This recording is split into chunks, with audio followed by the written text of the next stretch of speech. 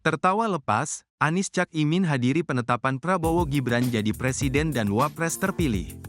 Pasangan calon presiden nomor urut 1 Anies Baswedan Muhaimin Iskandar, Cak Imin, hadir di gedung KPU RI, Jakarta, Rabu, tanggal 24 April tahun 2024, untuk menyaksikan penetapan Prabowo Subianto Gibran Rakabuming Raka sebagai presiden dan wakil presiden terpilih.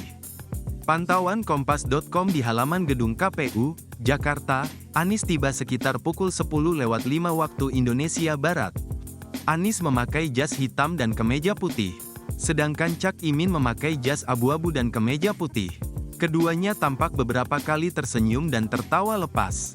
Anies Muhaimin juga sempat melambaikan tangan ke arah awak media sebelum masuk ke gedung KPU.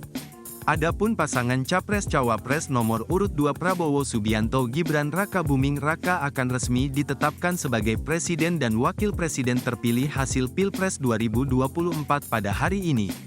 KPU RI akan menetapkan keduanya sebagai calon terpilih, menyusul ditolaknya gugatan sengketa Pilpres kubu Anies Baswedan dan Ganjar Pranowo oleh Mahkamah Konstitusi, MK.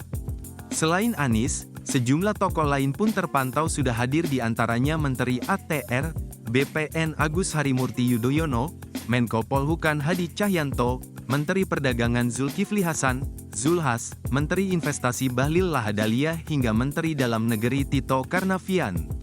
Selain itu, hadir juga sejumlah petinggi partai politik lainnya seperti Ketua Umum PSI Kaesang Pangarep, PLT Ketua Umum PPP Mardiono.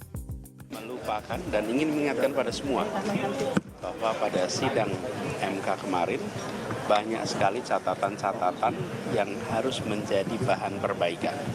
Itu harus tetap diingat.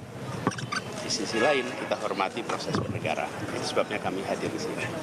Download Tribun X sekarang, menghadirkan lokal menjadi Indonesia.